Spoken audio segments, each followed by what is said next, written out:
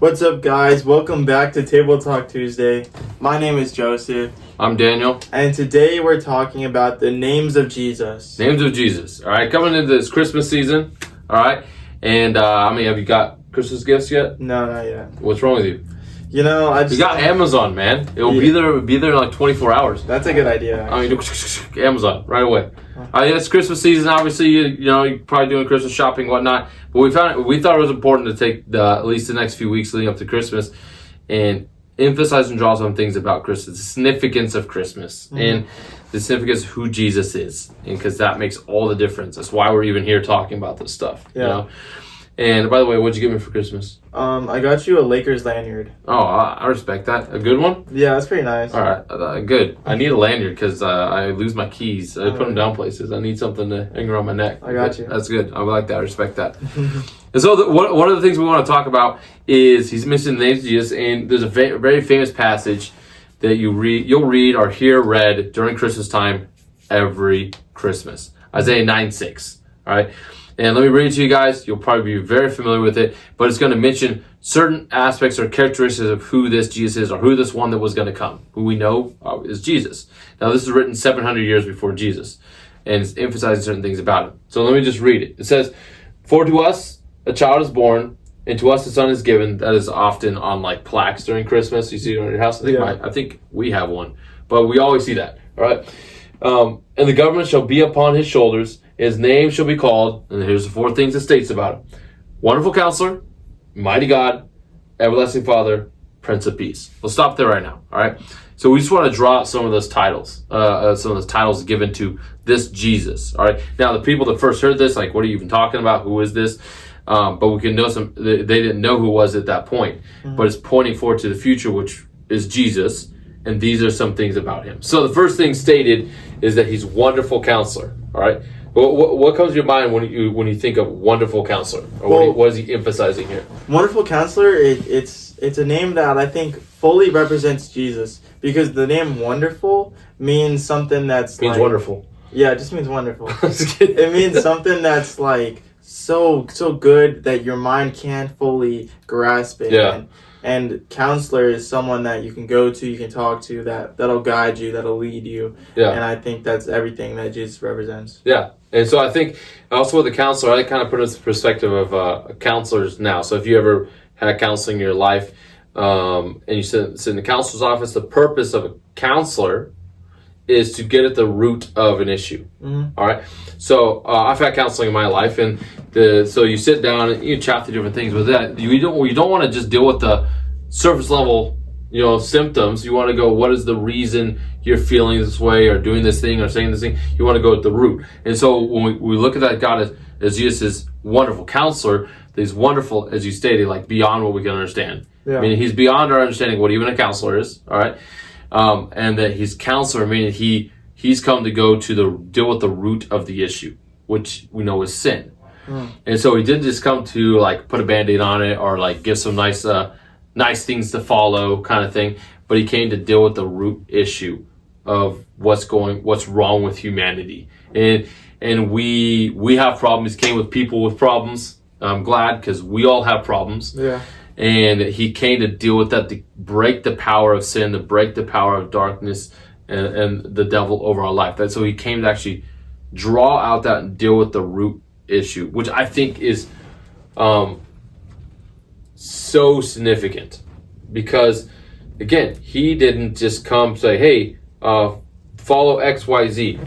He came be like, hey, here's the issue. Your sin is the issue. I'm coming to deal with that. Does that make sense? Yeah. And so we understand within a counseling setting, if you're in a class and you're in an office or whatnot, we understand that with Jesus, he came to deal with the root of the issue. So that's some ideas with the title of Wonderful Counselor. And so if you're someone that has issues, hey, you are. We all are. You have sin, you have struggles, you have pain, whatever is in your life. Understand this statement about Jesus, that he's Wonderful Counselor. He came to deal with that. You have problems, he came to deal with that, to make things right, to bring forgiveness and healing and restoration where there's brokenness. That's why he came. That's one of the reasons why he came. And then the second title is Mighty God. All right. Mighty God. So wonderful God, wonderful counselor, and then mighty God. So what do you think when he talks about mighty God? Mighty God is just one of those names that when I think about it, there's just a mental image of God, and he's just there, just mighty, just ruling over the earth. And I think mighty God is one of those things that you oftentimes forget, that God is like a powerful ruler.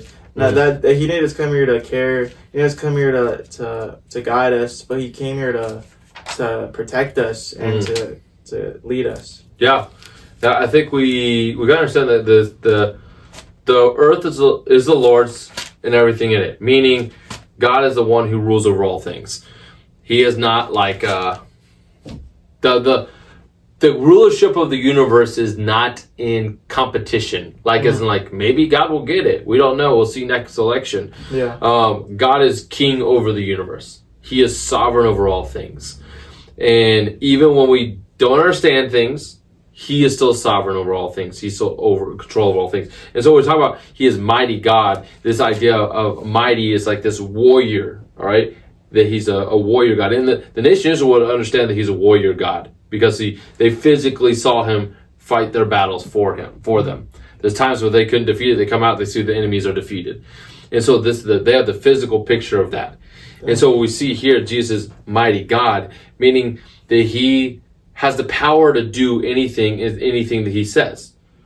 And so do you know people have known, well, I'm not going to tell you the name of them, we're not calling out people here, people that can talk a lot but can't back up what they talk?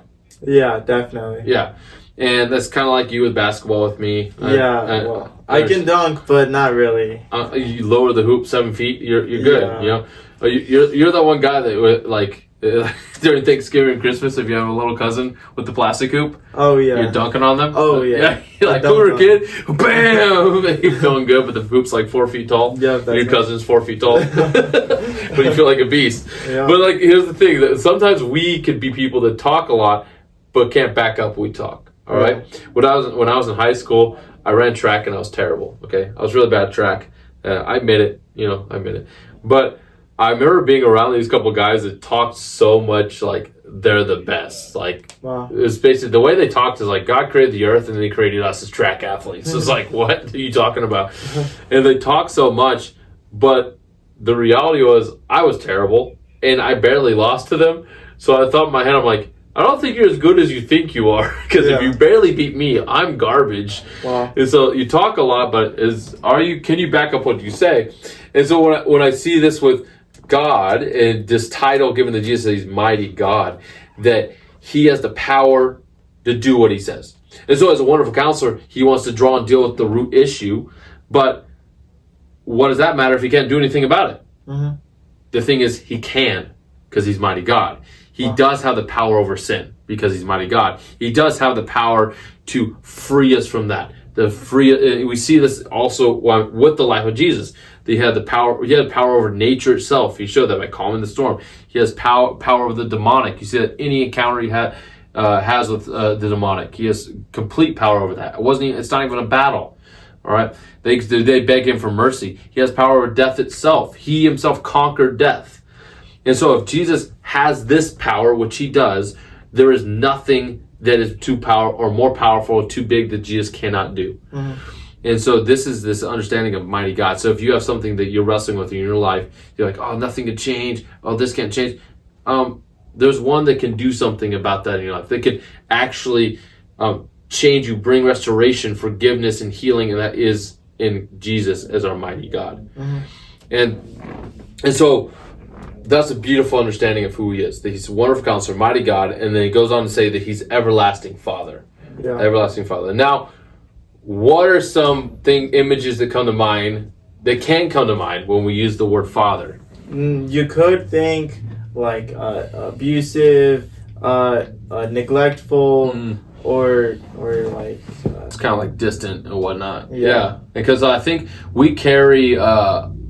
our understanding as an earthly father, whatever it might be, and good or bad, but we put that right onto God. And so I think it's important to let God speak for himself. So when he says he's everlasting Father, he is not saying that he's a father in the sense that we maybe, is he going to snap off at us at any minute like my father? Is he going to be angry at me all the time like my experience of father? That's not who he is. Yeah. What we understand that he's everlasting father. Father meaning that he protects and provides for his own. I'm a father, and my heart is to protect, provide, and to raise up those that my kids.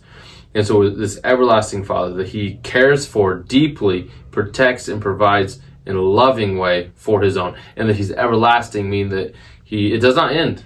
And it's not like one day it will be here, one day it won't. Yeah. And so this is who he is. That he's this everlasting father. And that he doesn't abandon or leave us or give up on us, but he's not easily angered towards us, but he loves us, he pursues us, and that Christmas is him coming to us. That's how much he pursues us. Yeah. That him suffering and dying for us, that's how much he cares for us. So we see this picture that he is an everlasting father. And then the last one is that he's the Prince of Peace. All right. And the word peace you're going to see everywhere during Christmas time. It's like all over, signs everywhere. Peace, joy, all these things. Yeah. But I think it's funny because it's during this time that I feel like people are the least joyful and the least peaceful. Peaceful. Yeah, peaceful. And we have all these signs, but we experience the opposite. So what is your understanding, or you think people's understanding of peace? Peace. I think peace is something that's so like literally the opposite of everything. Literally, just give me an empty white room. I'll just sit there. That's pretty peaceful. You want an empty white room? Yeah, that's peaceful to me. That sounds terrifying. Is there windows? No windows. Oh gosh! Wait, you want to go to the insane asylum? No, thanks. So peace is the idea that because we live in a busy world, that we're always running, always going. Peace is like this calmness. All right, doesn't mean it's not just lack of conflict, because you got even two nations that there might not be conflict, but there's no peace. Yeah. Peace is that there's like this calmness even in the midst of chaos, and there's like it could be stuff going all around us. This you get this image I see of Jesus when he was in the boat with his disciples. There's a storm happening, but it mentions that Jesus was sleeping on a cushion during that time, which I always love the details of that. Because I just see the disciple writing is like, God, he's on a cushion. Yeah. So it's like, he was on a cushion too. Can you believe that? But Jesus was sleeping in like complete peace because he knew who had authority over it, which was himself. And so there's this understanding that Jesus is Prince of Peace, meaning the true lasting peace is found only in him. Mm-hmm. That we have peace with God through Jesus Christ. That's in the book of Romans. Mm-hmm. That people are often trying to grab towards things they think will give them peace. Is like, if I obtain this, then I'll have peace in my life. Or be successful in this thing, then I'll receive peace in my life. But the reality, none of those give peace. Peace only comes from Jesus, who's the Prince of Peace. And I see this when Jesus, Palm Sunday, which is during Easter, which is the beginning of Easter, where Jesus rides into Jerusalem on a donkey. There's this part in it where Jesus, when he's coming to the city, he overlooks the city and begins to weep, which is again kind of a little weird if you were there. If you're one of the disciples, you're getting ready to celebrate, pumped up, excited, and Jesus begins to weep. Oh, no. I don't know what I would have done at that point. You're kind of like, oh, what are you doing, Jesus? Kind of killing the mood. But he weeps because he's seeing a city. He's saying, hey, you guys, the one who would bring you peace is right here, referring to himself, yet you're missing it. And you miss the Prince of Peace who's right here. And I think we miss that. Like, the one that could give us true peace aren't those things we're trying to grab around us, but the person of Jesus. That if you're wrestling with anxiety, all these different things in your life, like, look to him and lean on him, begin to walk with him, because in him there is peace. In Matthew 11 talks about when we learn to follow him and trust him and walk with him, there's rest for our soul. But that rest and peace does not come outside of like anywhere else. It comes when we know Jesus in a personal relationship and we walk with him. That's where it comes.